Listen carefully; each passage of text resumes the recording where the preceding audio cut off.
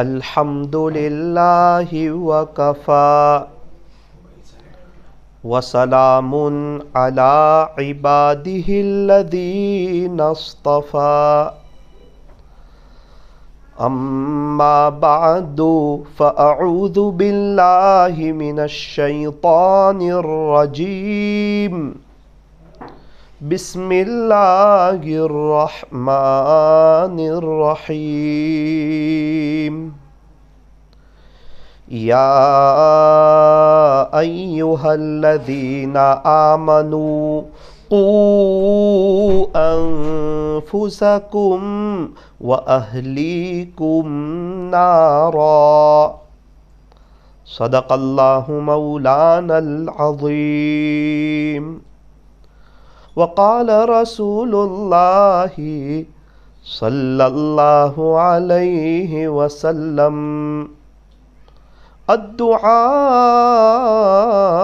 سلاح المؤمن وصدق رسوله النبي الكريم ونحن على ذلك لمن الشاهدين والشاكرين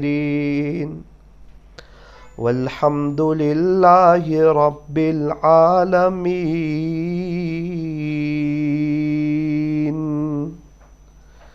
محمد کی محبت دین حق کی شرط اول ہے. محمد کی محبت دین حق کی شرط اول ہے. اسی میں ہو گر خامی تو سب کچھ نامکمل ہے.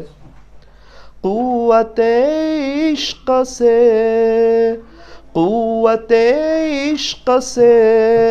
ہر پست کو بالا کر دے.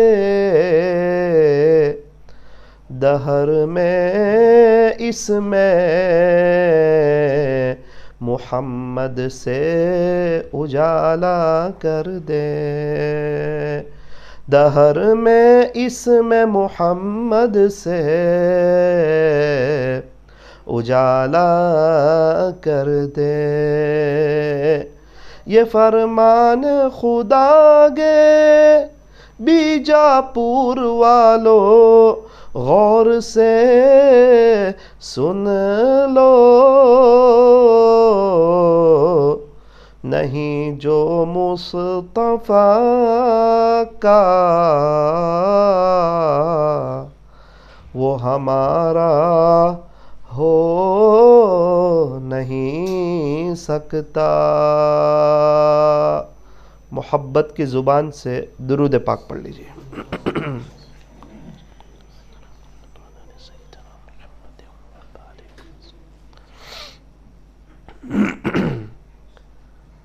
بزرگان محترم، عزیز نوجوانوں اور پردے میں بیٹھ کر سننے والی میری محترم دینی ماؤں اور بہنوں، وقت بہت بڑی نعمت ہے. جو وقت کی قدر کرتا ہے دنیا بھی اس کی قدر کرتی ہے اور اللہ کے یہاں بھی اس کی قدر ہوتی ہے. جتنے بھی لوگ اللہ والے بنے ہیں، اگر ان کی زندگی کا آپ گہرائی سے مطالعہ کریں گے تو آپ کو پتہ چلے گا کہ انہوں نے وقت کی قدر کی ہے. بلکہ دنیا میں جتنے بھی لوگ ترقی کرتے ہیں دینی اعتبار سے یا دنیاوی اعتبار سے، جب ان کا انٹرویو دیکھا جاتا ہے تو پتہ چلتا ہے کہ انہوں نے وقت کی قدر کی ہے. اللہ تعالی ہمیں وقت کی قدردانی کرنے کی توفیق اور سعادت نصیب فرمائے.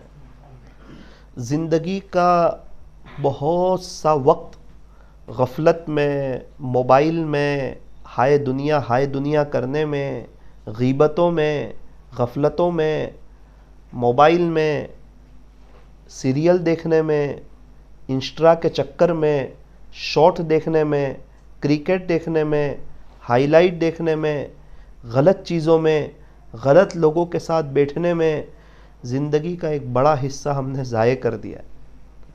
اب اللہ کرے کہ جو وقت باقی ہے، جو لمحے باقی ہے، جو گھڑیاں باقی ہے، ہم اس کی قدر کر لیں اور اپنی موت کی اور اپنی قبر کی اور اپنی آخرت کی اور اللہ سے ملاقات کی ہم تیاری کر لیں، تو یہ ہماری بہت بڑی خوش نصیبی ہوگی۔ یہی بات اگر قبرستان میں کہی جائے، جو باتیں ابھی جو میں نے کی آپ کے سامنے 5 منٹ کی، یہی بات اگر قبرستان میں کہی جائے تو سارے قبر والے ایک ایک سیکنڈ کو وصول کرنے کے لیے تیار ہو جائیں کہ ہم ہر وقت قرآن پڑھیں گے، ہم ہر وقت درود شریف پڑھیں گے، ہم ہر وقت آخرت کی تیاری کریں گے، ہم موبائل کو ہاتھ بھی نہیں لگائیں گے، ہم کوئی گناہ نہیں کریں گے، ہم بد نظری نہیں کریں گے، ہم اللہ کو ناراض کرنے والا کوئی کام نہیں کریں گے، ہم پوری زندگی اللہ کے راستے میں لگا دیں گے۔ سارے ایک ایک قبرستان والے تیار ہو جائیں، لیکن اب اللہ تیار نہیں ہے۔ وقت چلا گیا، موقع تھا وہ ہاتھ سے نکل گیا۔ شکر ہے اللہ کا کہ میرے اور آپ کے پاس موقع ہے، سانس چل رہی ہے، توبہ کا دروازہ کھلا ہوا ہے۔ اللہ تعالیٰ بہت کریم ہے، بہت رحیم ہے، ہم سے بہت زیادہ محبت کرنے والے۔ اگر آج کی مجلس میں ہم نے یہ بات طے کر لی کہ ہم وقت کی قدر کریں گے تو انشاءاللہ ہمارے لیے یہ بہت قیمتی بات ہوگی۔ اللہ والے جو ہیں وہ وقت کی بہت قدر کرتے ہیں۔ فضیل بن ایاز رحمۃ اللہ علیہ بہت بڑے اللہ کے ولی گزرے ہیں۔ پہلی زندگی اتنی اچھی نہیں تھی، پہلی زندگی تو بہت زیادہ اللہ کی نافرمانی والی اور اللہ کو ناراض کرنے والی تھی۔ پہلی زندگی میں تو اللہ کو بہت ناراض کیا تھا فضیل بن ایاز رحمۃ اللہ علیہ نے۔ یہاں تک کہ صرف ڈاکو نہیں تھے بلکہ ڈاکوؤں کے سردار تھے۔ حقوق اللہ اور حقوق العباد دونوں اعتبار سے اپنی آخرت برباد کر رہے تھے، لیکن بس ہدایت کا وقت آ گیا، اللہ کی رحمت جوش میں آ گئی اور قرآن کریم کی ایک آیت دل پہ لگ گئی اور دل کی دنیا بدل گئی اور اللہ کی طرف آ گئے۔ آپ کو پتہ ہے کہ ریورس گاڑی بہت تیز آتی ہے، جو انسان یوٹن لیتا ہے وہ بہت تیز یوٹن لیتا ہے۔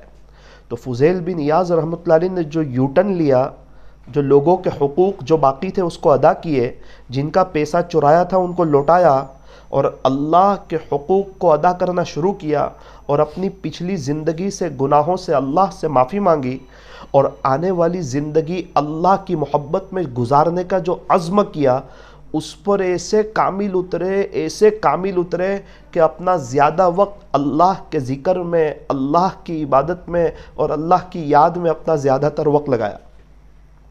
عجیب بات لکھی ہے کتابوں میں کہ فضیل بن ایاز رحمۃ اللہ علیہ جو جملہ اپنی زبان سے بولتے تھے اس کو لکھ لیتے تھے، اس کو محفوظ کر لیتے تھے کہ آج منگل کے دن میں نے کیا بولا، بدھوار کے دن کیا بولا، جمعرات کے دن کیا بولا، پورے ہفتے کا لکھتے تھے اور جمعہ کے دن وہ لکھا ہوا اپنے سامنے لاتے تھے اور اس کا حساب کرتے تھے، اس کو چیک کرتے تھے کہ کیا لکھا ہے میں نے، کیا بولا ہے، اور اس کو چیک کرنے کے بعد وہ سوچتے تھے کہ پتہ نہیں اس ہفتے اللہ کے حضور میرا اعمال نامہ کیسے پیش ہوا ہوگا، کیا یہ جو ہفتہ میں نے گزارا ہے خلاصہ یہ ہے اللہ خوش ہوئے ہوں گے یا اللہ ناراض ہوئے ہوں گے، اللہ کے عاشقوں میں میرا نام آیا ہوگا یا میرا نام نہیں آیا ہوگا۔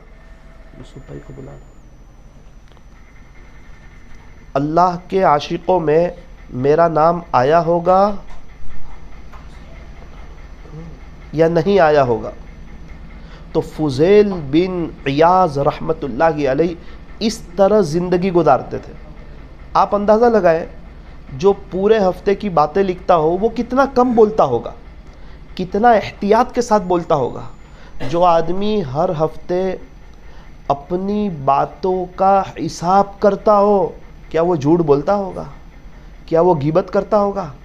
کتنی قرآن کریم کی تلاوت کرتے ہوں گے، کتنا درود شریف پڑھتے ہوں گے، اور کبھی ان کو کوئی غلطی نظر آتی ہوگی تو چونکہ پورے ہفتے کا حساب کر رہے ہیں تو کتنی جلدی توبہ کرتے ہوں گے، اور کیا پیور اور کیا بیسٹ اور کیا بہترین اپنی لائف گزاری ہوگی، اور کیسا اپنے خالق کو اور اپنے مالک کو اور اپنے پالنہار کو اور اپنے شہنشاہ کو راضی کیا ہوگا۔ اصل چیز ہے نا یہ زبان ہے، یہ ہمارے پاس ہے، اس سے آخرت بن بھی جاتی ہے، آخرت بگڑ بھی جاتی ہے، یہ جنت میں بھی لے جاتی ہے، جہنم میں بھی لے جاتی ہے۔ اکثر لوگ اس زبان کی وجہ سے جہنم میں جائیں گے، اسی لیے اپنی زبان کی بہت حفاظت کریں، اور اپنے دلوں میں اللہ اور اس کے رسول صلی اللہ علیہ وسلم کی سچی پکی محبت لانے کی کوشش کریں۔ جب محبت ہو جائے گی تو یہ زبان کا صحیح استعمال ہو جائے گا، پھر ہم ہمیشہ سچ بولیں گے۔ پیارے نبی صلی اللہ علیہ وسلم نے ارشاد فرمایا، علیکم بالصدق، کہ تم ہمیشہ سچ بات کہو، جھوٹ مت بولو، ہمیشہ سچ بولو۔ سچ جنت کا راستہ ہے، جھوٹ جہنم کا راستہ ہے۔ سچ نجات دلاتا ہے، جھوٹ ہلاک کر دیتا ہے۔ جھوٹوں پر تو اللہ کی لعنت ہوتی ہے، جھوٹ بولنے سے فرشتہ پتہ نہیں کتنی میل دور چلا جاتا ہے، جھوٹ کی وجہ سے انسان اللہ کی نظر سے گر جاتا ہے۔ فرمایا کہ ہمیشہ سچ بولنا، مذاق میں جھوٹ بولنا بھی گناہ کبیرہ ہے، بڑا گناہ ہے۔ جیسے نماز کا چھوڑ دینا بڑا گناہ، چوری کا کرنا بڑا گناہ، شراب کا پینا بڑا گناہ، زنا کا کرنا بڑا گناہ، اس طرح مذاق میں جھوٹ بولنا یہ بڑا گناہ ہے۔ آج ہمارے یہاں اس کو بہت نارمل لیتے ہیں۔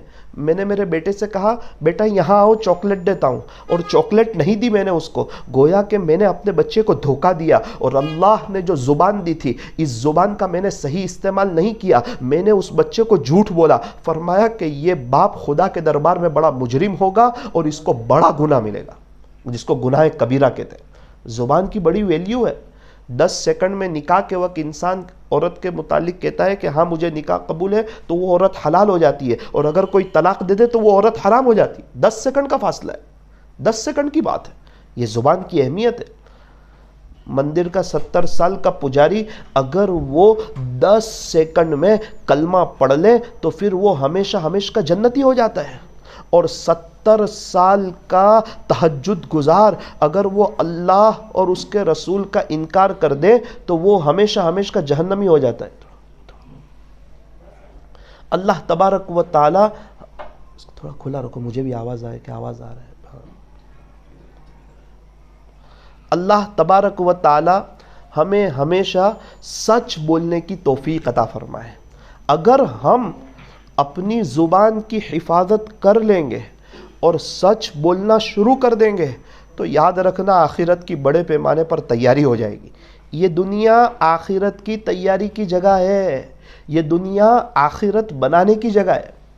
ایک بہت بڑے بزرگ گزرے نقشبندیہ سلسلے کے، حضرت مولانا حسین علی رحمۃ اللہ علیہ، سلسلہ عالیہ نقشبندیہ کے کبار اولیاء میں سے۔ ان سے جب کوئی ملنے آتا، سلام کرتا، حضرت سلام کا جواب دیتے، خیر خیریت پوچھنے کے بعد حضرت ارشاد فرماتے کہ دیکھو آپ کو بھی آخرت کی تیاری کرنی ہوگی اور مجھے بھی آخرت کی تیاری کرنی ہے، انشاءاللہ میدان حشر میں ملاقات کریں گے۔ یہ کہہ کر اس کو بڑے اچھے انداز سے ان کو روانہ کر دیتے کہ ابھی کہاں بات چیت کرنے کا وقت ہے، یہ تو آخرت کی تیاری کی جگہ ہے۔ ہم دیکھتے ہیں وہ دکان والوں کو کہ جب ان کی سیزن ہوتی ہے اور دکان پر 5-6 کسٹمر کھڑے ہو، پھر وہ کسی سے بات نہیں کرتے، اپنے دوستوں سے بات نہیں کرتے، فون نہیں اٹھاتے، اچھے ملنے جلنے والے کو ایک طرف کر دیتے، کسٹمر، پیسہ کمانا، گھر کا نظام چلانا۔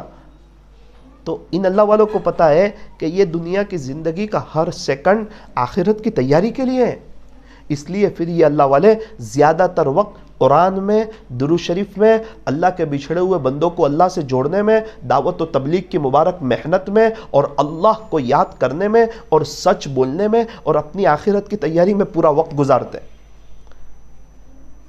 کوئی ملاقات کے لیے آ رہا ہے، سلام کر رہے ہیں، خیر خیریت پوچھنے کے بعد آپ کو بھی آخرت کی تیاری کرنی ہوگی، مجھے بھی آخرت کی تیاری کرنی ہے، میدان حشر میں ملاقات کریں گے۔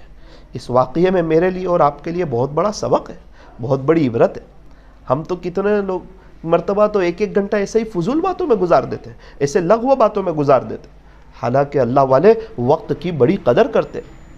حضرت علامہ ضیاء المقدسی رحمۃ اللہ علیہ بہت بڑے محدث گزرے ہیں، حدیث شریف کا درس دیتے تھے طلباء کو، اور جو حدیث شریف کا درس دیتا ہو صبح میں طلباء کو، وہ رات میں کتنی محنت کرتا ہے۔ بندہ مغرب بعد مطالعہ کرتا ہے، عشاء بعد مطالعہ کرتا ہے، حدیث شریف کی بات ہے، پیارے نبی صلی اللہ علیہ وسلم کے ارشادات لوگوں کو سنانے ہیں، کہیں آگے پیچھے نہ ہو جائے، کوئی جملہ آگے پیچھے نہ ہو جائے۔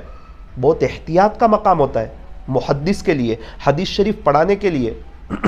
کتابوں میں لکھا ہے حضرت علامہ ضیاء المقدسی رحمۃ اللہ علیہ کے بارے میں، خلاصہ یہ ہے کہ یہ سبق پڑھاتے تھے، حدیث شریف کا درس دیتے تھے، اتنا مطالعہ کرتے تھے، اور دن بھر ایسا اللہ کو راضی کرتے تھے، اور رات کا یہ عالم تھا کہ روزانہ رات میں 300 رکعت نفل تہجد کی پڑھا کرتے تھے۔ 300 رکعت تہجد کی حدیث شریف پڑھاتے تھے نا، ان کو پتا تھا کہ آخرت کی تیاری کیسے کرنی ہے، اللہ کو راضی کیسے کرنا ہے، یہ زندگی کتنی قیمتی ہے۔ اور آج ہمارا حال یہ ہے کہ ہمارے لیے 4 رکعتیں پڑھنا مشکل ہے، اور یہ دن بھر دین کا کام کر رہے ہیں، حدیث شریف پڑھا رہے ہیں، مطالعہ کر رہے ہیں، اور اس کے باوجود رات میں 300 رکعت نفل پڑھ رہے ہیں۔ تو نیت کریں کہ انشاءاللہ ہم تہجد کا اہتمام کریں گے انشاءاللہ۔ ابھی ہمارے یہاں ایک نوجوان لڑکے سے ملاقات ہوئی، اللہ تعالیٰ نے بہت ان کو ہر اعتبار سے اللہ تعالیٰ نے ان کو نواز رکھا ہے، اللہ تعالیٰ نے ان کو مالا مال کر رکھا ہے۔ کھولیے تھوڑا، آواز نہیں آ رہا ہے، ہاں بس۔ تو اللہ تعالیٰ نے وہ مجھے آواز نہیں آ رہا ہے، ایک اسپیکر یہاں ہونا چاہیے، مجھے بھی لگنا چاہیے میں بول رہا ہوں۔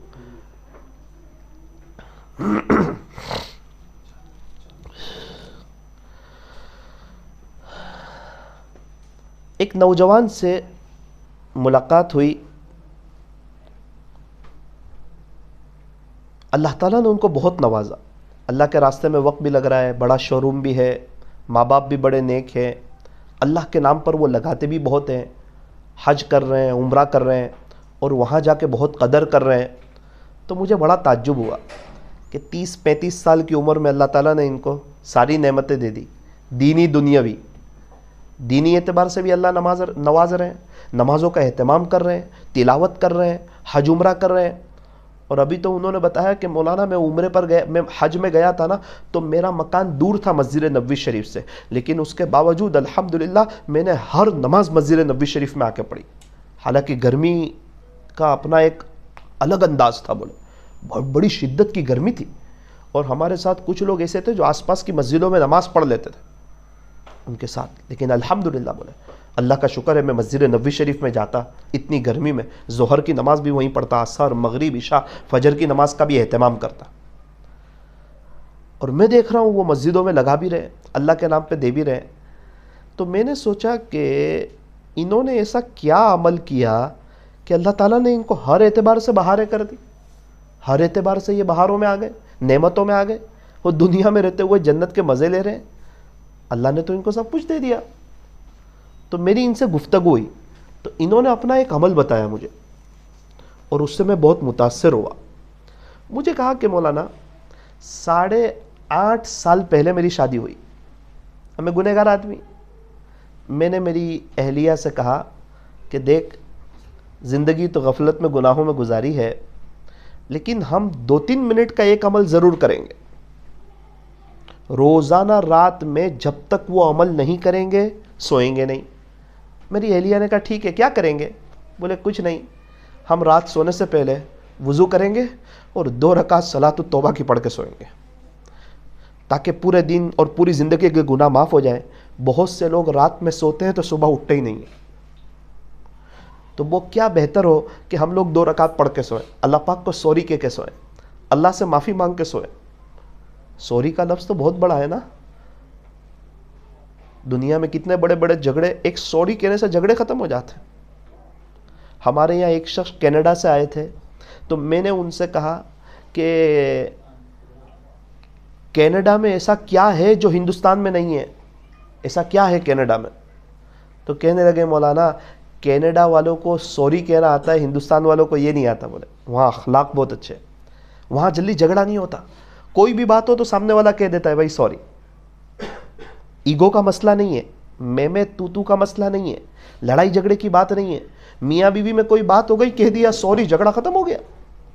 تو سوری یہ بہت اونچا عمل ہے، بہت بہترین عمل ہے۔ پھر میں نے ان سے پوچھا کہ ہندوستان میں ایسا کیا ہے جو کینیڈا میں نہیں ہے؟ تو کہنے لگے ہندوستان والوں کے پاس ایمان ہے، کینیڈا کا ایک بڑا طبقہ ہے ان کے پاس ایمان نہیں۔ اگر کینیڈا والوں کو ایمان مل جائے اور ہندوستان والوں کو سوری والے اخلاق مل جائے تو بولے پوری دنیا میں بہار آ جائے۔ سوری اتنا اونچا لفظ ہے، اور سوری ایک مزے کا بھی لفظ ہے۔ اگر لڑائی جھگڑا ہو اور بندہ سوری کہہ دے تو جھگڑا ختم، اور اگر آئی سی یو روم سے باہر نکل کر ڈاکٹر صاحب سوری کہہ دے تو انسانی ختم۔ اگر آئی سی یو روم سے باہر نکلے ڈاکٹر صاحب اور کہہ دیا سوری تو انسانی ختم۔ سوری بہت بہترین لفظ ہے، معافی مانگنا۔ آج میاں بیوی کے جھگڑے ہو رہے ہیں، طلاق تک نوبت پہنچ رہی ہے، بنیادی وجہ کوئی سوری کہنے تیار نہیں ہے، معافی مانگنے تیار نہیں ہے، اپنی غلطی ایکسیپٹ کرنے تیار نہیں ہے۔ اپنی زندگی کا اصول ایک بناؤ، چھوٹے بن کے رہنا سیکھو، سوری کہنا سیکھو۔ ایک بہت اچھی بات ذہن میں آئی ہے، اس سے زندگی بیسٹ اور بہترین ہو جائے گی۔ وہ بات کیا ہے؟ ہمیشہ چھوٹی خوشی کو بڑی خوشی بناؤ۔ کوئی چھوٹی خوشی کا موقع ہے اس کو بڑی خوشی بناؤ، اس کو ہائی لائٹ کرو کہ نا میرے لیے تو یہی بہت بڑی خوشی ہے۔ اور اگر کوئی بہت بڑا غم آ جاوے اس کو چھوٹا غم بناؤ، یار یہ وقت بھی گزر جائے گا۔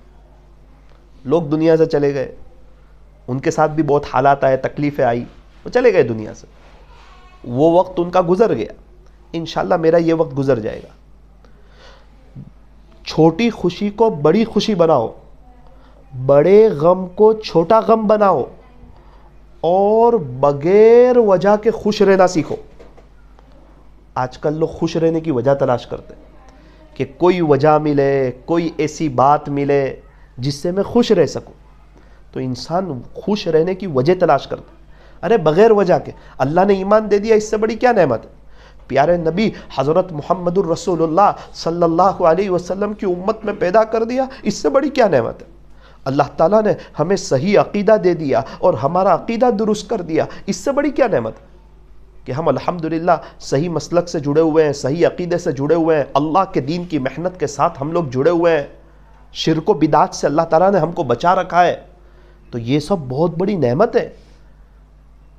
اکثر خوشیوں میں تو انسان اللہ کو بھی بھول جاتا ہے، حالات میں ہی تو انسان سیکھتا ہے۔ اس لیے ہماری یہ بات یاد رکھنا، زندگی بیسٹ ہو جائے گی، بہترین ہو جائے گی، خوشگوار ہو جائے گی۔ کبھی کوئی چھوٹی خوشی کا موقع آئے اس کو بڑی خوشی بنا دینا، کبھی کوئی بڑا غم آ جاوے اس کو چھوٹا غم سمجھ لینا، اور بغیر وجہ کے خوش رہنا سیکھ لینا۔ تو اس نوجوان کی یہ بات مجھے بہت اچھی لگی کہ مولانا 8.5 سال ہو گئے الحمدللہ روزانہ رات میں 2 رکعت صلاۃ التوبہ کی پڑھ کے اللہ پاک کو سوری کہہ کے سوتا ہوں۔ اللہ آج دن بھر میں جو گناہ کیے، پوری زندگی جو گناہ کیے، غفلت کی، کوتاہی کی، رب کریم مجھے معاف کرتے، رب کریم مجھے معاف کرتے۔ تو مجھے ایسا لگتا ہے ان کے اس عمل کی برکت سے اللہ تعالیٰ نے ان کی دین دنیا ہر اعتبار سے اللہ نے ان کو ترقی دے دی۔ ہم لوگ مدرسے میں پڑھتے تھے تو کبھی کبھار ہمارے محترم صاحب بہت اچھے تھے، لیکن کبھی کبھار ان کی مار کھانی پڑتی تھی ہم کو۔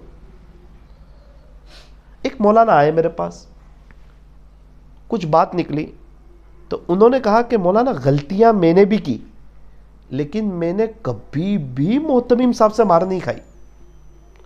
میں نے کہا یار جو آپ کے محتمم وہی ہمارے محتمم۔ جیسے جمعہ کے دن ہم لوگ گھر سے آتے تھے تو کبھی لیٹ آتے تھے، اس کی وجہ سے ہم مار کھاتے تھے۔ تو وہ بھی تو کبھی لیٹ آتے تھے، تو آپ نے کیوں مار نہیں کھائی؟ بھئی جمعرات کے دن مغرب کے بعد انجمن ہوتی تھی، اس میں ہم کبھی شریک نہیں ہوتے تھے، تو محتمم صاحب کبھی ہمیں مارتے تھے ہلکا پھلکا، تو آپ کو کیوں نہیں مارتے تھے؟ تو انہوں نے ایک تاریخی جملہ کہا، بولے مولانا جو محتمم صاحب میرے ساتھ نرمی سے پیش آتے تھے اس کے پیچھے ایک بہت بڑا راز ہے. ایک استاد نے مجھے بہت اچھی بات کہی تھی، ایک بزرگ نے.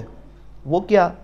تو بولے جب محتمم صاحب مجھے بلاتے تھے، میں محتمم صاحب کے پاس جاتا تھا اور محتمم صاحب کہتے تھے کہ گزشتہ کل رات میں آپ نہیں تھے؟ تو میں نہیں تھا. کہاں تھے؟ گھر چلا گیا تھا. کس کی چھٹی لے کر گئے تھے؟ بولے چھٹی نہیں لی تھی. تو محتمم صاحب لکڑی نکالتے تھے، تو میں نیچے دیکھ کر ایک جملہ بولتا تھا کہ محتمم صاحب اس مرتبہ تو غلطی ہو گئی، آئندہ یہ غلطی نہیں کروں گا. بس نیچے دیکھ کے اتنا بولتا تھا کہ محتمم صاحب اس بار تو ہو گئی غلطی، انشاءاللہ دوبارہ نہیں کروں گا. تو وہ لکڑی نیچے رکھ دیتے تھے اور مجھے بولتے تھے جا دوبارہ مت کرنا غلطی. تو بولے پورے عالم کلاس میں جتنی بار بھی ہوا نا، ہر بار یہ بولا تو ہر بار وہ نرم ہو. تو تھوڑا میں ان سے ناراض بھی ہوا کہ آپ کے مجھے اس وقت بتانا چاہیے تھا، آپ تو مجھے ابھی بتا رہے جب ہم نے مار کھا لی. تو یعنی محتمم صاحب ہے، پرنسپل ہے، ابھی ان کو ایک بات پر غصہ ہے کہ آپ بغیر پوچھے کیسے چلے گئے، اور وہ لکڑی بھی نکال رہے ہیں، مارنا بھی چاہ رہے ہیں، لیکن ایک سوری کا جملہ اتنا غصے کو بھی پورا ٹھنڈا کر دیتا ہے. تو کیا ہمارے گھر کے مسئلے حل نہیں ہو سکتے اگر ہم سوری کہہ دیں تو؟ کیا امی ابا ہم سے خوش نہیں ہو سکتے؟ کیا اللہ تعالیٰ ہم سے خوش نہیں ہو سکتے؟ یہ دیکھیں آپ، حضرت علامہ ضیاء المقدسی رحمۃ اللہ علیہ کو روزانہ رات میں 300 رکعت نفل پڑھتے تھے، دن میں حدیث شریف کا درس دیتے. تو نیت کریں کہ انشاءاللہ ہم بھی 24 گھنٹے میں کبھی بھی 2 رکعت پڑھیں گے صلاۃ التوبہ کی، ہو سکے تو رات سونے سے پہلے پڑھیں گے.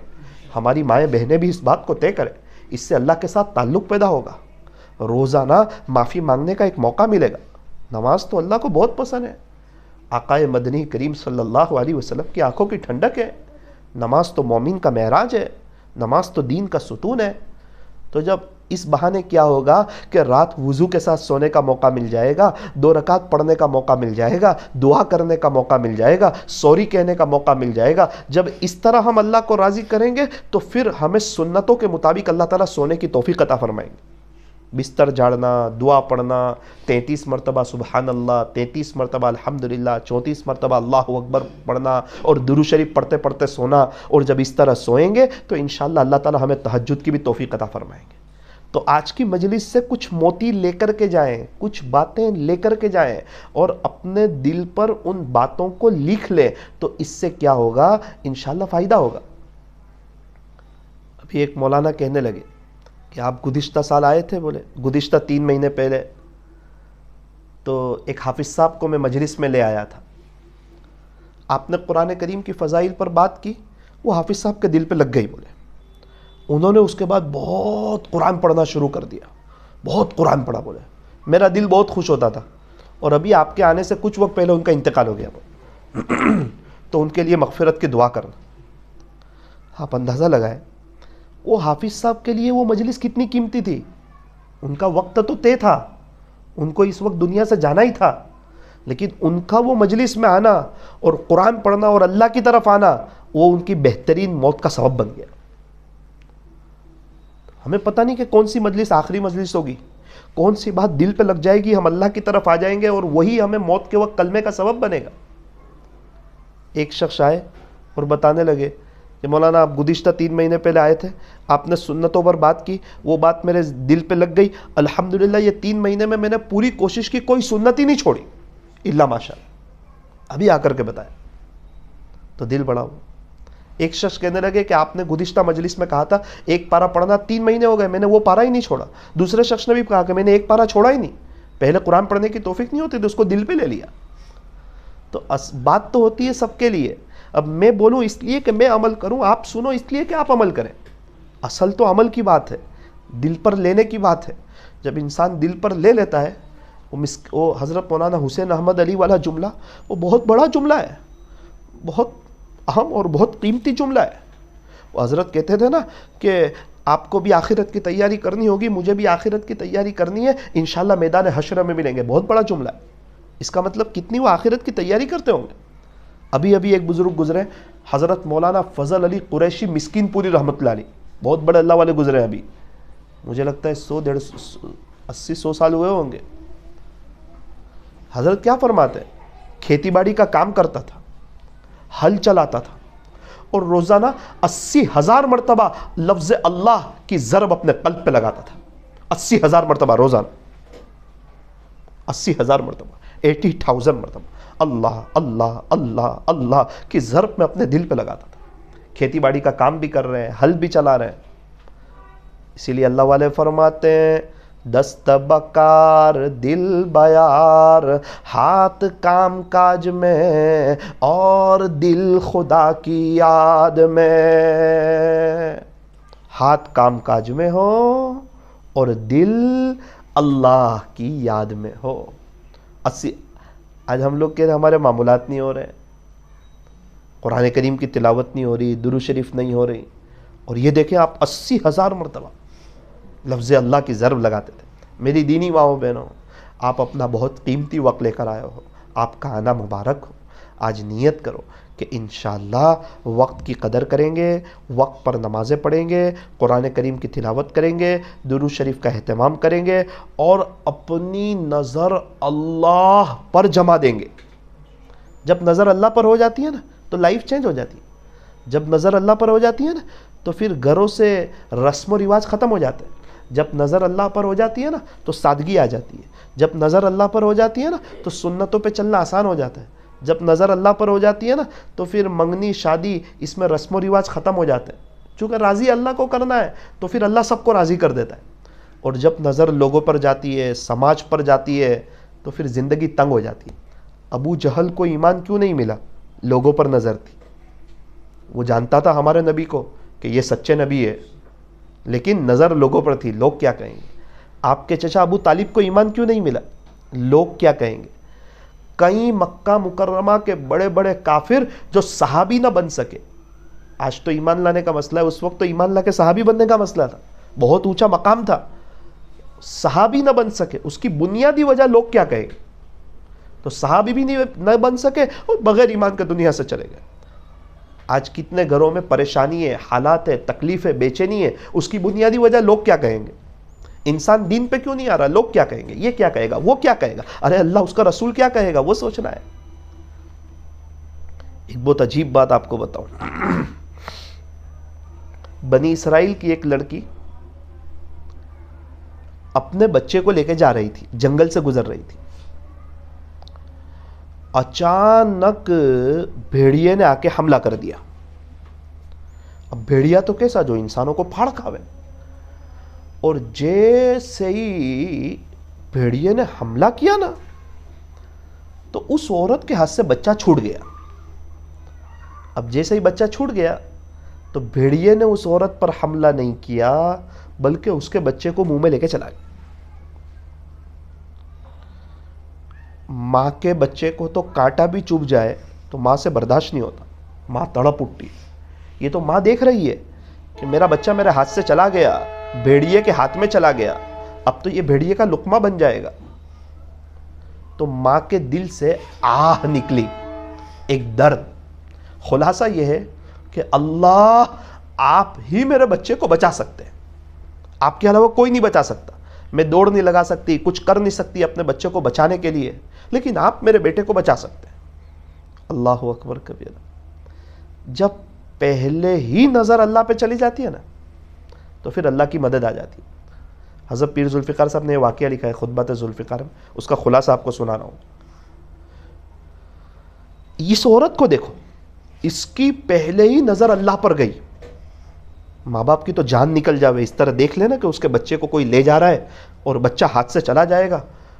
اس ماں کے دل سے آہ نکلی کہ اللہ آپ ہی میرے بچے کو بچا سکتے.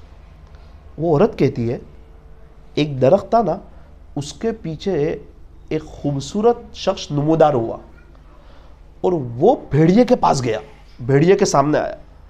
بھیڑیے کے سامنے آیا نا تو بھیڑیے نے اس کے بچے کو منہ سے چھوڑ دیا. اب بھیڑیا تو ہے نا, کوئی انسان سامنے آوے نا تو اس کو کھا جاوے, تو یہ عورت سمجھ گئی کہ یہ کوئی انسان نہیں ہے. اگر انسان ہوتا تو بھیڑیا کبھی اپنے منہ سے بچہ نہیں چھوڑتا. بھیڑیے کا منہ سے بچہ چھوڑ دینا. اس شخص نے بچے کو لیا اور اس کی ماں کو دیا کہ یہ لو آپ کا بچہ. اس نے پوچھا کہ آپ کون ہو؟ تو کہا میں اللہ کا فرشتہ ہوں، اور جیسے آپ کے دل سے آہ نکلی نا تو اللہ تعالیٰ نے فرمایا کہ اس کا بچہ اس کو پہنچا دو. اور آپ کو پتا ہے آپ کی آج کون سی نیکی کام آئی ہے؟ آپ کو پتا ہے؟ اس عورت نے کہا کہ مجھے تو نہیں پتا. تو کہا کہ ایک مرتبہ آپ کھانے بیٹھی تھی، آپ کے پاس کچھ روٹی وغیرہ تھی، اس کے علاوہ آپ کے پاس کھانا نہیں تھا، آپ کو بھوک بھی لگی تھی. اس وقت ایک فقیر نے آ کے آواز دی تھی کہ اللہ کے نام پر کچھ دو. اس وقت آپ نے یہ روٹی یعنی اپنے منہ کا لقمہ اس کو نکال کے دے دیا تھا، تو اللہ کو وہ ادا اتنی پسند آئی، اللہ نے آج بھیڑیے کا منہ کا لقمہ نکال کے آپ کو دے دیا. ہمیں پتہ نہیں ہے کون سی نیکی کب کام آئے گی.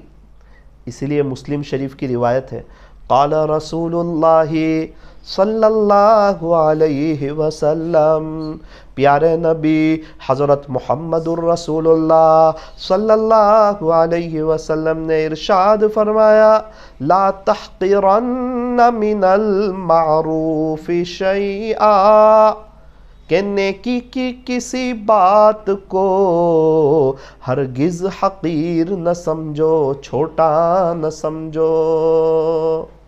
نیکی کرنے کا کوئی بھی موقع ملے ہمت کر کے کر لو، اور گناہ کرنے کا کوئی بھی موقع آوے تو ہمت کر کے بچ جاؤ. تو کیا ہماری نظر اللہ پر نہیں ہوتی؟ ہماری نظر ہوتی ہے اللہ پہ، اخیر میں ہوتی ہے جب سب جگہ سے نا امید ہو جاتے، جب جیب میں پیسے نہیں ہوتے، جب حالات سازگار نہیں ہوتے، لوگ ساتھ دینے والے نہیں ہوتے، جب گھر والے ساتھ نہیں دیتے، اس وقت ہماری نظر اللہ پر جاتی ہے.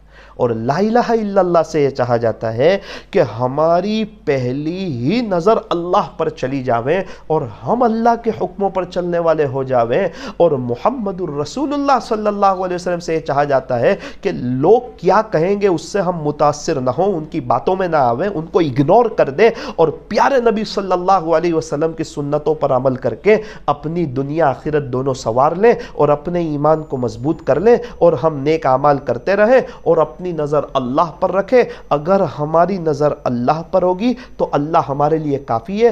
حسبنا اللہ، ہمارے لیے تو ہمارا اللہ ہی کافی ہے. الیس اللہ بکافٍ عبدہ، کیا اللہ اپنے بندے کے لیے کافی نہیں ہے؟ بالکل اللہ اپنے بندے کے لیے کافی ہے.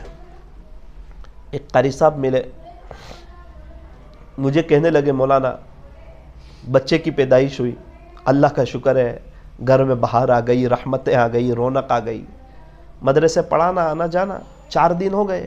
چوتھے دن گھر آیا تو ابو نے کہا کہ ہاسپٹل سے فون آیا کہ آج ڈسچارج ہے. اپنے بیٹے کو ابا نے کہا کہ آپ کی بیوی کو اور آپ کے بیٹے کو لے کے آ جاؤ.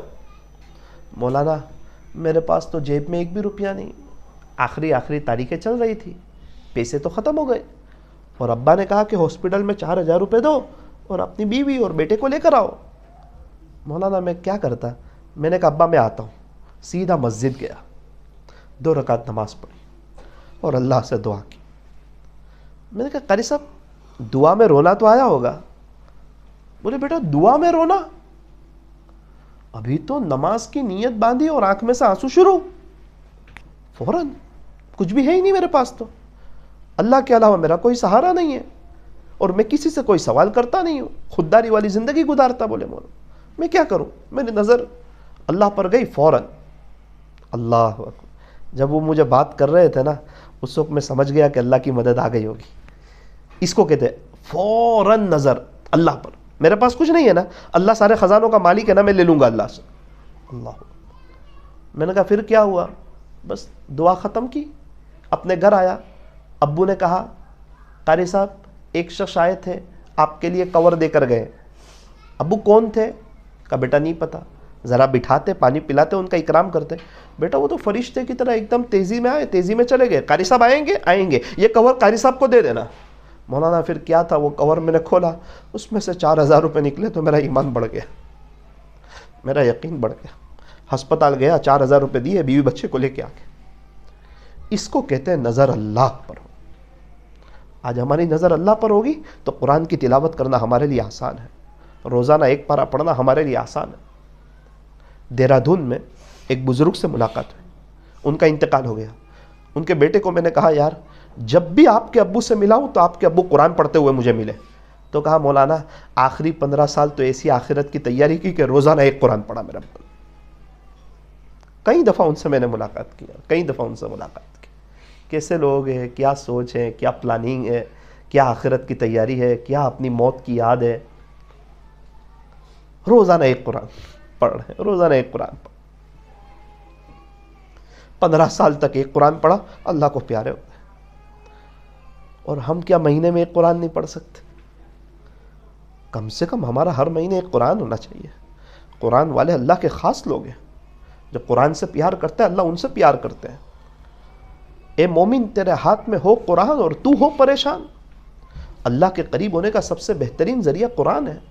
قرآن سے مت کہو کہ مجھے کام ہے، کام سے کہو کہ مجھے قرآن پڑھنا ہے۔ آج گھر میں اثرات ہے، تکلیف ہے، بلا ہے، مصیبت ہے، پریشانی ہے، عاملوں کے چکر ہے، باپوؤں کے چکر ہے۔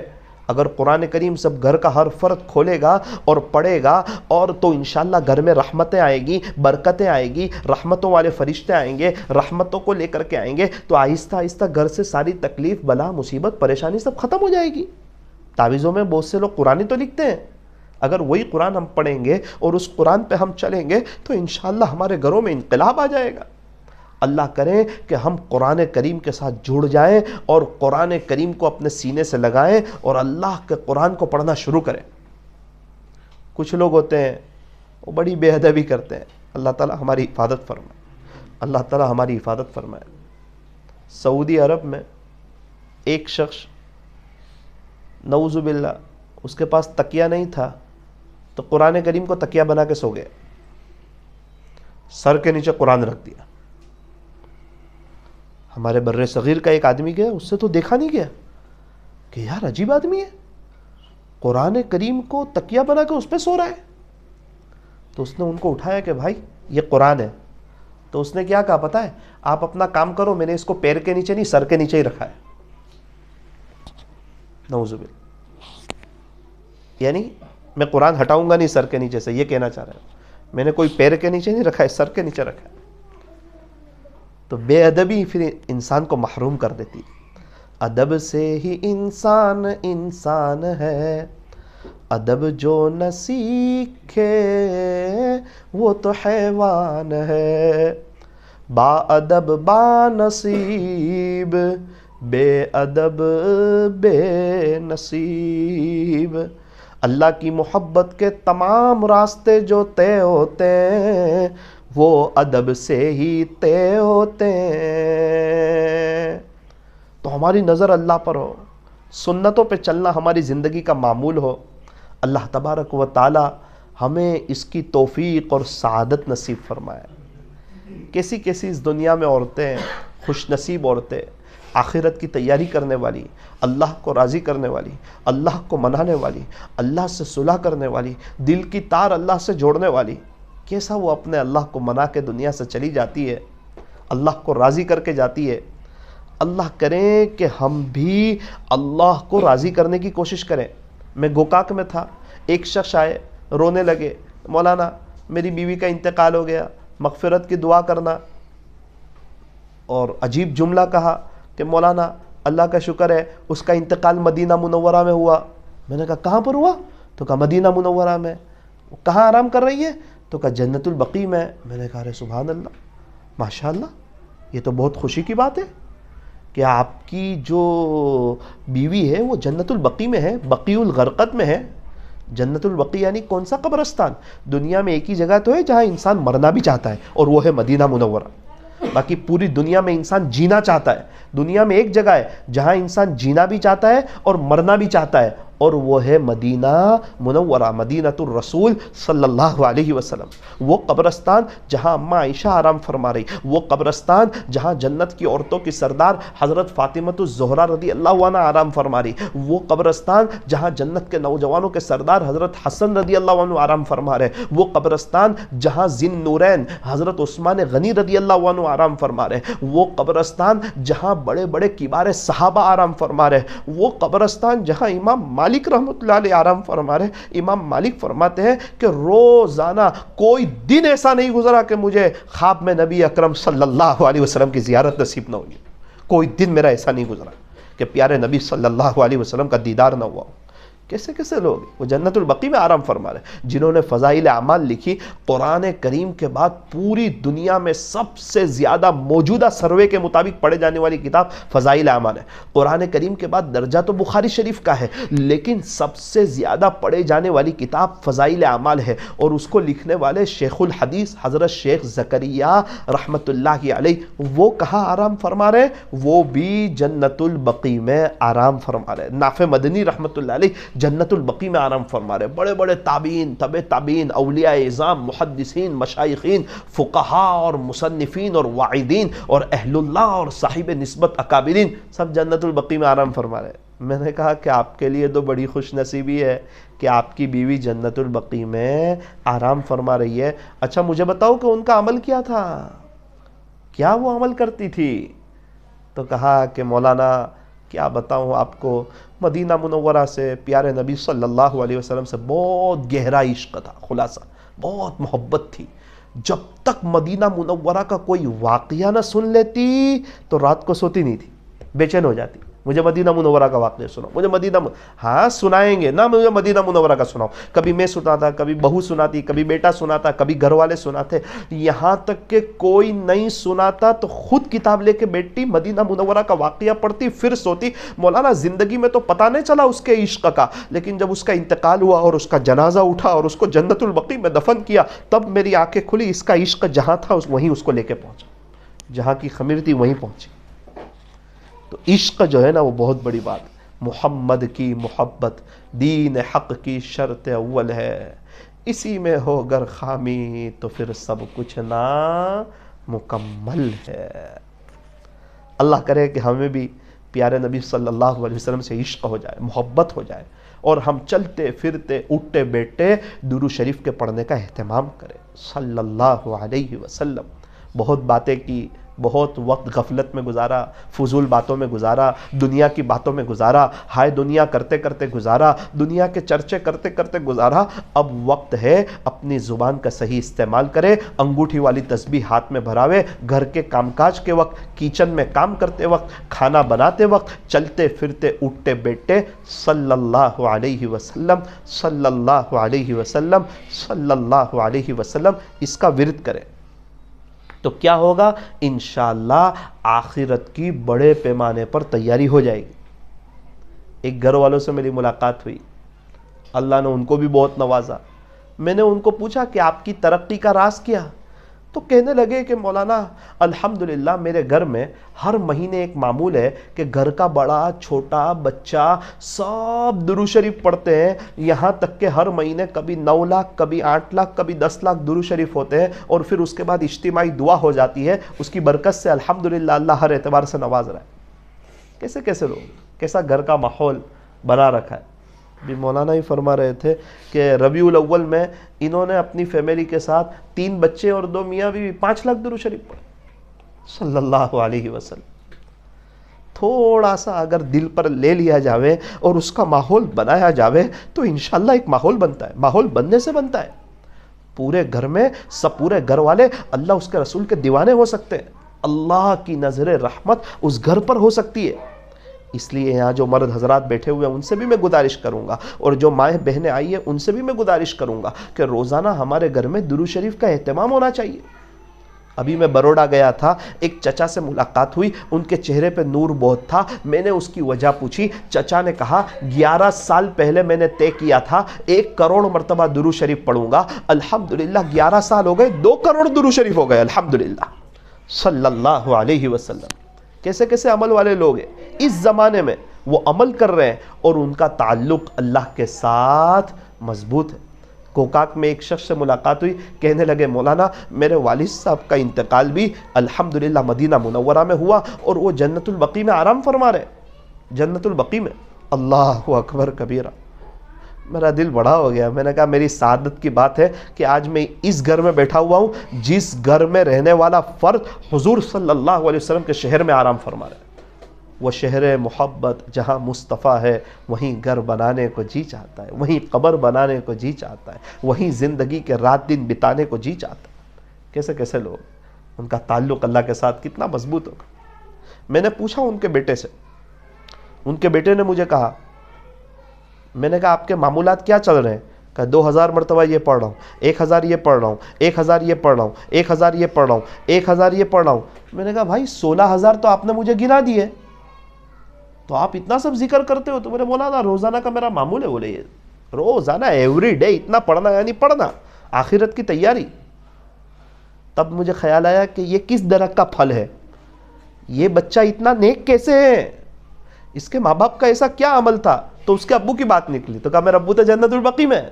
میں نے کہا ہاں صحیح بات، یہ بچہ اتنا اللہ کو یاد کر رہا ہے، پیچھے کچھ نہ کچھ راز ہے، کبھی بہن راز بن جاتی ہے، کبھی بیوی بن جاتی ہے، کبھی ماں باپ بن جاتے ہیں، یا کبھی کوئی اللہ والے بن جاتے ہیں، یا کبھی اللہ کا راستہ ہدایت کا ذریعہ بن جاتا ہے۔ تو میرا ابو جنت البقیع میں آرام فرما لے۔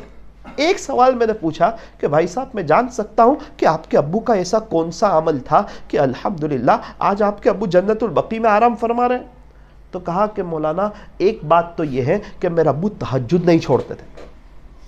جو تہجد پڑھنے والے ہوتے ہیں نا، اللہ ان کی دنیا آخرت دونوں سنوار دیتا ہے، ان کے سارے مسئلے حل ہو جاتے ہیں، وہ اللہ سے لینے والے ہو جاتے ہیں۔ تہجد پڑھنے والے، تہجد بہت اونچا عمل ہے، یہ لاڈلی عبادت ہے، اور اس کے پڑھنے والے اللہ کے لاڈلے بندے ہیں۔ تہجد کے وقت کو زندگی میں کبھی بھی مس نہیں کرنا چاہیے، اپنے دن کی ابتدا تہجد سے کرنی چاہیے۔ اللہ تعالی ہمیں عمل کی توفیق عطا فرمائے۔ جب آدھا گھنٹہ باقی ہو ہم اٹھ جائیں، وضو کریں، 2 رکعت پڑھیں، استغفار کریں، دعا کریں، اس کے بعد ہم قرآن کریم ایک سوا پارہ قرآن کریم کی تلاوت کر لیں، اس کے بعد ہم سنت پڑھ لیں، سنت پڑھ کے وہ روزی میں برکت والا وظیفہ سبحان اللہ و بحمدہ سبحان اللہ العظیم و بحمدہ استغفر اللہ، اس کو 100 مرتبہ پڑھ لیں، اور الحمدللہ فجر کی نماز پڑھیں۔ تو یوں تہجد سے فجر کی نماز تک کا یا اشراق تک کا وقت ہم اپنے اللہ پر فدا کر سکتے ہیں۔ تو وہ کہنے لگا کہ مولانا میرے ابو کی ایک خوبصورت عادت تھی کہ وہ تہجد کی نماز کا اہتمام کرتے تھے، اور دوسری عادت مبارکہ یہ تھی کہ میرے ابو جو ہیں ان کا دل بہت صاف تھا، مولانا ایک دم صاف دل تھا میرے ابو کا۔ اور آپ کو پتا ہے نا کہ اللہ کو کون سا دل پسند ہے؟ صاف دل پسند ہے، صاف دل، کہ ہمارا دل ایک دم صاف ہو۔ اور اللہ تعالیٰ نے ہم سے صاف دل مانگا ہے۔ یوم لا ینفع مال ولا بنون، قیامت کے دن نہ تو تمہیں تمہارا مال کام آئے گا، نہ تمہیں تمہاری اولاد کام آئے گی، الا من اتى اللہ بقلب سلیم، قیامت کے دن تو تمہیں صاف دل کام آئے گا، سورا ہوا دل کام آئے گا۔ ابراہیم علیہ السلام اللہ کے دربار میں جا رہے ہیں، اور اللہ کو اتنا پسند آ رہا ہے، اللہ قرآن کریم میں اس کا ذکر کر رہے ہیں، اذ جاء ربہ بقلب سلیم، کہ جب ابراہیم اپنے رب کے پاس آیا تو قلب سلیم لے کر کے آیا۔ وہ دل جو ڈائمنڈ بنا ہوا، وہ دل جو سورا ہوا، وہ دل جو صاف، وہ دل جو شفاف۔ تو فرمایا، وہ کہنے لگے کہ مولانا میرے ابو کا دل بہت صاف تھا، اپنے حق بھی معاف کر دیتے تھے، چچا نے ایک چیز آگے پیچھے کر دی، چچا نے یا کوئی رشتہ دار نے، ہمارا حق تھا، میں نے ان سے بات کی تو ابو مجھ سے ناراض ہو گئے کہ بیٹا جب تیرے باپ کا حق ہے وہ نہیں مانگتا تو تو کون ہوتا ہے مانگنے والا، مت مانگ، معاف کر دیتے۔ اللہ اکبر کبیرہ۔ مت رکھ کسی کی نفرت اپنے دل میں، اے انسان، جس دل میں نفرت ہوتی ہے نا اس دل میں خدا نہیں بستا ہے، گندے دل میں اللہ نہیں آتے، اللہ کو صاف دل چاہیے۔ گندے گلاس میں ہم پانی نہیں پیتے تو گندے دل میں اللہ تعالیٰ اپنی محبت کو ڈالنا پسند نہیں کرتے۔ تو میری دینی ماؤں بہنوں، ساری بات کا اور یہ مجلس کا خلاصہ یہ ہے کہ آج تک جو ہم نے زندگی گزاری ہے اس میں ہم سے جو غفلت اور کوتاہیاں ہوئی ہے اس پر تو ہم اللہ سے معافی مانگے، اور جو نیکیاں ہوئی ہے، جو نمازیں پڑھی ہے، جو تہجد پڑھی ہے، جو روزے رکھے ہیں، اس پر اللہ کا شکر ادا کریں۔ ہمارا کام یہ ہے نعمتوں پر شکر ادا کرنا اور غلطیوں پر اللہ سے معافی مانگنا، اللہ کی عطاؤں پر الحمدللہ اور اپنی خطاؤں پر استغفر اللہ، اور اس بات کی کوشش کریں کہ اپنی لائف کو چینج کریں، پردے کا اہتمام کریں، اپنے آپ کو پردے میں رکھیں۔ پیارے نبی صلی اللہ علیہ وسلم کی بیویاں ازواج مطہرات پردہ کرتی تھی، اور بنات طیبات آپ صلی اللہ علیہ وسلم کی بیٹیاں پردہ کرتی تھی۔ تو جب پیارے نبی کی پاک باز بہترین عورتیں اہل بیت میں سے ہیں، جب وہ پردہ کرے تو آج کل کی گنہگار عورت، آج گناہوں کا دور ہے، غفلتوں کا دور ہے، نافرمانی کا دور ہے، تو آج کل کیوں پردہ نہ کیا جائے؟ پردے کا اہتمام کرے، سیدھا سادہ ڈھیلا ڈھالا برقع پہنے، ڈیزائن والا نہیں، فیشنیبل نہیں، اسٹون والا نہیں، اللہ کی نظر سے گر جانے والا نہیں، قیامت کے دن آخرت کے دن کام آنے والا، اللہ کو پسند آ جائے ایسا برقع، پتہ نہ چلے بڑی عمر کی عورت جا رہی ہے یا جوان عورت جا رہی ہے، ایسا سیدھا سادہ ڈھیلا ڈھالا برقع پہننے کی، اور لوگوں کے لیے نہیں، کسی کو بتلانے کے لیے نہیں کہ آپ کا برقع کتنا اچھا ہے، کتنا قیمتی ہے، بلکہ اللہ کو راضی کرنے کے لیے پردے کا اہتمام کرے، اپنی شوہر کی خدمت کرے۔ جس عورت سے اس کا شوہر خوش، اس سے اس کا اللہ بھی خوش، اور جس عورت سے اس کا شوہر ناراض، اس سے اس کا اللہ بھی ناراض۔ شوہر بہت بڑی نعمت ہے۔ ایک گھر میں دو مرد رہتے تھے، ایک باپ اور بیٹا، اتفاق ایسا ہوا کہ ابو کا انتقال ہوا، 20 دن کے بعد بیٹے کا بھی انتقال ہو گیا، تو گھر میں امی بھی عدت میں بیٹھ گئی اور بیوی بھی عدت میں بیٹھ گئی۔ اللہ اکبر کبیرہ، ساس بہو دونوں عدت میں۔ ان گھر والوں سے پوچھو کہ گھر میں شوہر کا ہونا، وڈیل کا ہونا، آدمی کا ہونا، یہ کتنی بڑی نعمت ہے۔ جب بہت سی عورتیں اپنے شوہر کی برائیاں کرتی ہے، ان کے عیب بیان کرتی ہے، اور جب ان کا جنازہ اڑ جائے تو سب سے زیادہ یہی روتی ہے۔ آج بچے ابو کہہ رہے ہیں، گھر کے سارے انتظام ہو رہے ہیں، شوہر کا ہونا یہ اللہ کی بہت بڑی نعمت ہے۔ آپ کا کام یہ ہے کہ آپ خدمت کریں۔ ہمارے نوساری میں ایک میاں بیوی کی شادی ہوئی، اور شوہر ایک دم الگ مزاج کا، اللہ اکبر، ایک دم الگ مزاج کا، یعنی بیوی کی طرف توجہ ہی نہ کرے، بیوی کو پیار ہی نہ کرے، بیوی کو وقت ہی نہ دے، گھر آوے تو موبائل لے کر بیٹھا رہے۔ لیکن اللہ اکبر، وہ عورت بہت سمجھدار، ہوشیار، کہ کوئی بات نہیں، ابھی 2-3 سال میں ان کی خدمت کروں گی، میں ان کا ساتھ دوں گی، وقت پر ان کو چیزیں دوں گی، گھر میں آئیں گے تو پانی پیش کروں گی، ان کے پیر دباؤں گی، اور اللہ سے دعا کروں گی۔ ابھی 2-3 سال ان کے بعد کے سال میرے ہو جائیں گے، اللہ بہت بڑا ہے، وقت کہاں ہاتھ سے گیا ہے۔ تو وہ عورت فرماتی کہ ان کو جو کرنا ہو کرے، چاہے وہ اگنور کریں، چاہے وہ ان کی طرف توجہ نہ دے، لیکن یہ عورت خدمت کرتی، اکرام کرتی، ان کی چیزیں ان کے ہاتھ میں دیتی، ان کو پانی پلاتی، ان کو دروازے تک رکھنے کے لیے جاتی، ان کے لیے دعائیں کرتی۔ آج الحمدللہ 2-3 سال کی یہ تو بات تکلیف کی تھی، آج اس کی شادی کو 12-13 سال ہو گئے، آج 10 سال سے وہ مزے سے، وہ جو کہتی ہے وہی اس کا شوہر کرتا ہے۔ اب گھر میں الحمدللہ ایک دینی ماحول قائم ہو گیا۔ تھوڑا سا اگر ایک عورت سمجھوتا کر لینا کہ کوئی بات نہیں، میں اللہ کو منا لوں گی، میرے شوہر کی یہ عادت مجھے پسند نہیں ہے، کوئی بات نہیں، تہجد میں اٹھ کے اللہ سے دعا کرو، شکایت مت کرنا ورنہ آپ کا شوہر حالات میں آ جائے گا۔ دعا کرنا کہ اللہ میرے شوہر کی فلاں عادت ہے، مجھے نہیں پسند، ان کو چھڑوا دیجئے، ویبل کھاتے اللہ چھڑوا دیجئے، سگریٹ پیتے اللہ چھڑوا دیجئے، پان کھاتے اللہ چھڑوا دیجئے، اللہ میرے شوہر گھر میں آ کے موبائل لے کر بیٹھے رہتے ہیں، اللہ چھڑوا دیجئے، اللہ میرے شوہر رات میں آتے تو دوستوں میں چلے جاتے ہیں، مجھے وقت نہیں دیتے۔ آپ اللہ سے دعا کرو، اللہ سے کہو، آپ کے شوہر کا دل اللہ کے ہاتھ میں ہے۔ یہ کوئی بات نہیں ہے کہ شوہر ایسا کر رہے ہیں ویسا کر رہے ہیں، تو دعا بہت بڑی طاقت ہے نا۔ آپ ان کی خدمت کرو، ان کا اکرام کرو، ان کا احترام کرو۔ آپ کو اگر دیکھنا ہے اللہ آپ سے خوش ہے یا ناراض ہے تو آپ اپنے شوہر کو دیکھ لو، اگر وہ خوش ہے تو اللہ بھی خوش ہے، اور اگر وہ ناراض ہے تو اللہ بھی ناراض ہے۔ تو شوہر کی خدمت کرنا یہ بہت بڑی بات ہے۔ ہاں، شریعت کے خلاف کوئی کام نہ کرنا، اپنے بچوں کی اچھی تربیت کرنا، بچوں کو دین سکھا دو، دین بچوں کو سب کچھ سکھا دے گا۔ میری دینی ماؤں بہنوں، یہ بچے بہت بڑی اللہ کی نعمت ہے۔ دنیا میں کتنے لوگ ہیں ان کے بچے ہی نہیں ہیں، وہ بچوں کے لیے تڑپتے ہیں، علاج کروا رہے، لاکھوں روپے خرچہ کر لیے، ان کے وہاں اولاد نہیں ہے۔ الحمدللہ اللہ تعالیٰ نے ہمیں اولاد دی ہے، اب دعا کریں ان بچوں کے لیے، ان بچوں کی اچھی تربیت کریں کہ یہ بچے حافظ بنے، عالم بنے، قاری بنے، مفتی بنے، دین کے داعی بنے، اللہ کے ولی بنے۔ اللہ ان کی دنیا بھی سنوارے گا، اللہ ان کی آخرت بھی سنوارے گا۔ آج تو پتہ نہیں ایجوکیشن کے نام پر کیا ہو گیا ہے، ABCD کے نام پر کیا ہو گیا ہے، انگلش کے نام پہ کیا ہو گیا ہے، اتنی اہمیت دے دی اسکول کو، ٹیوشن کو، کیا مکتب، کیا مدرسہ، کیا دین کی پڑھائی، کیا قرآن کریم کے پڑھنے کا شوق، سارا ہی بھلا دیا۔ بڑے افسوس کی بات، دل دکھنے والی بات۔ الحمدللہ ثم الحمدللہ، میرا بیٹا ابو دجانہ ابھی 5ویں کلاس میں ہے، 5ویں کلاس میں۔ میں نے گھر والوں کو کہہ دیا، میری اہلیہ سے کہہ دیا کہ یہ اس کا اسکول کا آخری سال ہے، ابو دجانہ 5 اسکول پڑھے گا، پھر کیا کرے گا؟ الحمدللہ ابھی حافظ بن رہا ہے نا، اس کے 5 پڑھے ہوئے ناظرہ میں، تو فوراً مدرسے میں رکھ دیا اس کو۔ تو کسی نے کہا کہ اس کا ناظرہ تو ختم نہیں ہوا ہے، حفظ کیسے کرے گا؟ میں نے کہا 5 پارے کا ناظرہ ہوا ہے نا، تو جب یہ 5 پارے حفظ کرے گا تو کیا 25 پارے دیکھ کے نہیں پڑھ سکتا؟ تو ابھی کیوں پورا ناظرہ کرانا؟ 2 سال کیوں آگے پیچھے کرنا؟ یہ 2 سال میں تو یہ 20 پارے کا حافظ ہو جائے گا. پھر اس کی عمر کم ہوگی تو عالم بنے گا نا 8-9 سال، پھر قاری بنے گا، پھر مفتی بنے گا، پھر انشاءاللہ 1 سال جماعت میں جائے گا. آپ لوگ دعا کریں. پھر اس کے ایجوکیشن کا کیا؟ ارے 3 سال یہ حافظ کلاس کے ساتھ انگلش کلاس کی ایسی ایجوکیشن لے گا وہ کہ انشاءاللہ وہ پھڑ پھڑ انگلش بولے گا انشاءاللہ. الحمدللہ میں نے بھی 5 کلاس پڑھی، اس کے بعد 3 سال انگلش کلاس کا کورس کر لیا. اب باہر سے ایگزام دے دو 10ویں کی 12ویں کی بی کام کی. ہمارے رشتہ دار ہیں وہ ایک بھی مرتبہ اسکول ہی نہیں گئے، ایک بھی دن نہیں گئے، ابھی بی کام کی ایگزام دے کے پاس ہو گئے. حضرت مولانا سجاد صاحب نعمانی دامت برکاتہم فرماتے کہ میں ایک بھی دن اسکول ہی نہیں گیا، ایک بھی دن نہیں گیا. اور یہاں اسکول کے نام پر لاکھوں بچے ایسے تیار کر دیے جو انگریزی تو بولتے ہیں لیکن قرآن پڑھنا نہیں جانتے. باپ کا انتقال ہو جائے تو ان کی جنازے کی نماز پڑھانا نہیں جانتے. آج ماں باپ کی فرما برداری کرنے کے لیے ان کے پاس وقت نہیں ہے، فجر کی نماز پڑھنے کے لیے ان کے پاس وقت نہیں ہے. ہاں اچھے ڈاکٹروں کی ضرورت ہے، انجینئر کی ضرورت ہے، وکیل کی ضرورت ہے، پروفیسر کی ضرورت ہے، لوئر کی ضرورت ہے. پھر اگر آپ اپنے بیٹے کو پڑھا رہے ہو تو پھر اس کو آگے تک لے جاؤ. 10ویں پڑھا کے اٹھا لینا، 12ویں پڑھا کے اٹھا لینا، اس سے تو بہتر ہے کہ پھر اس کو دینی تعلیم دو.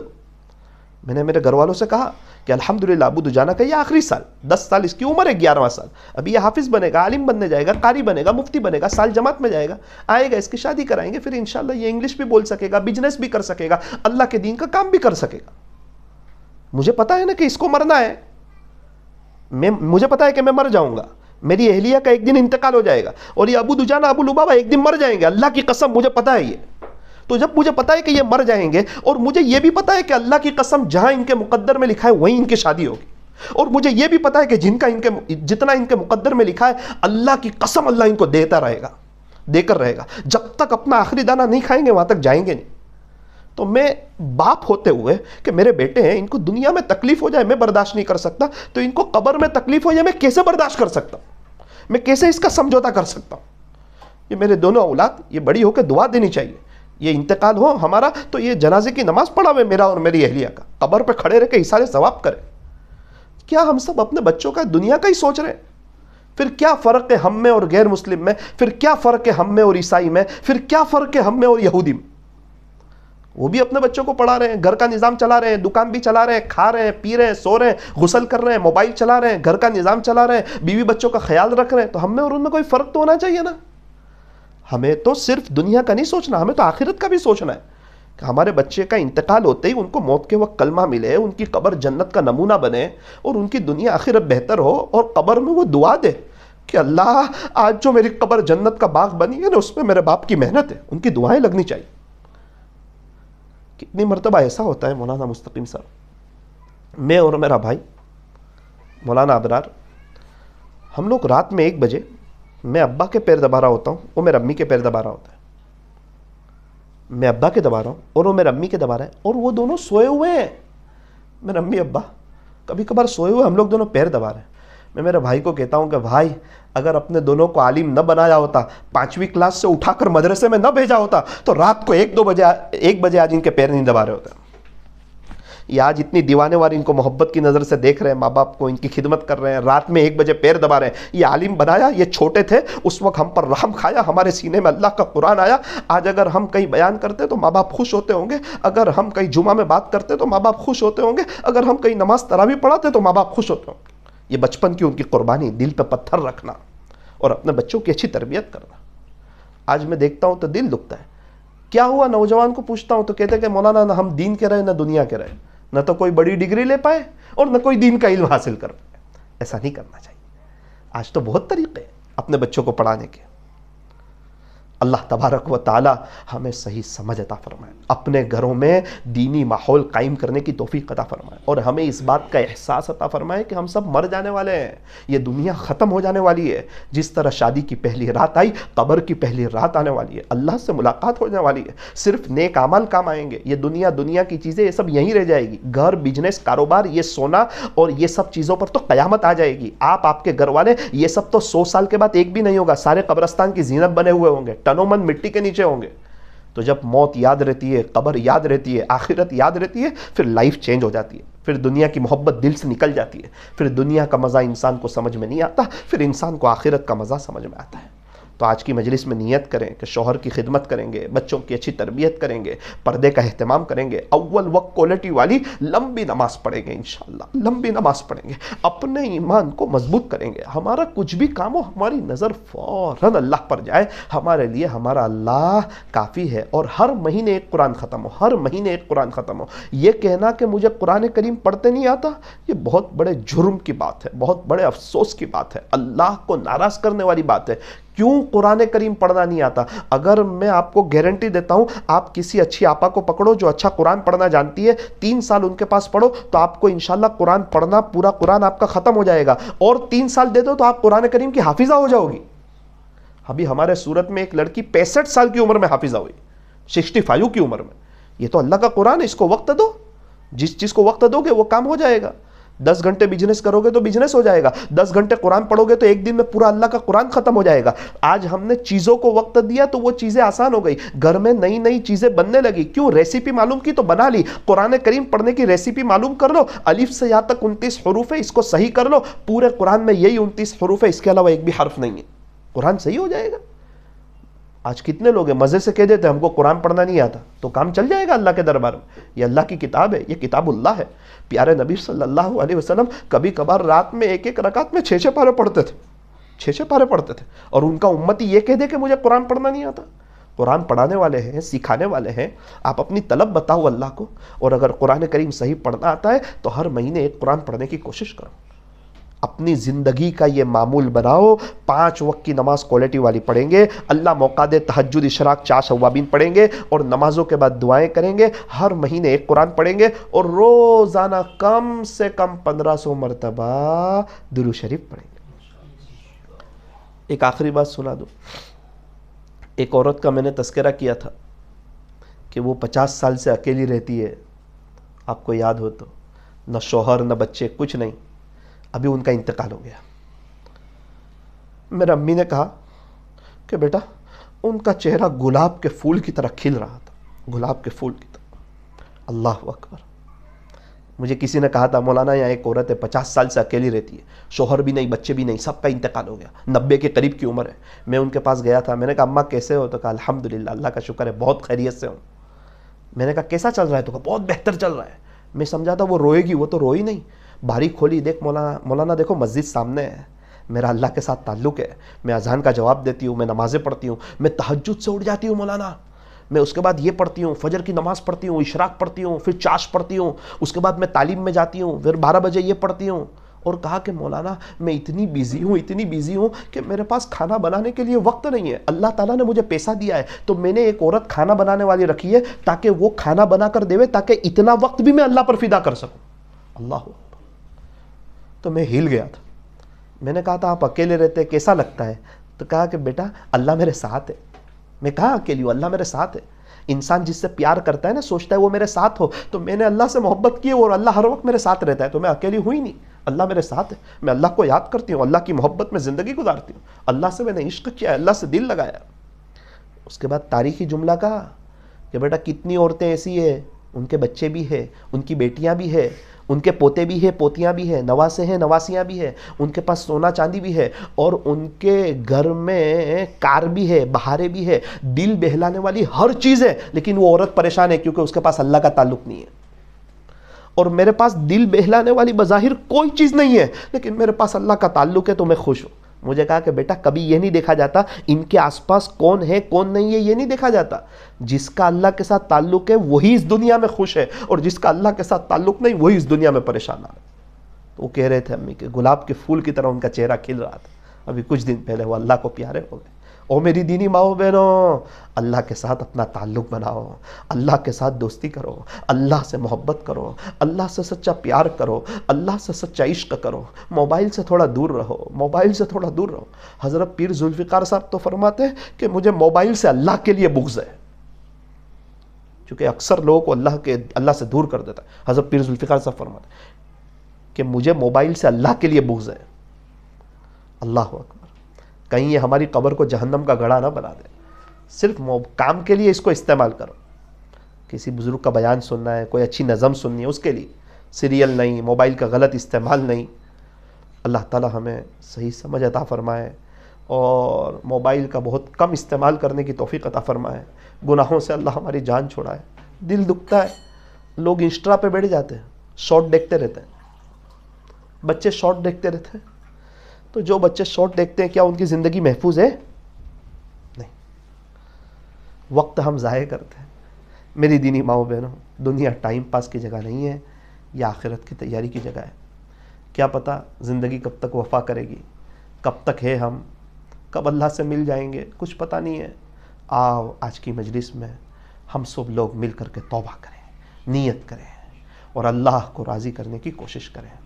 اپنے گھروں میں فضائل اعمال کی تعلیم کریں اور اپنے شوہروں کے ساتھ، اپنے محرم رشتہ داروں کے ساتھ اللہ کے راستے میں وقت لگائیں.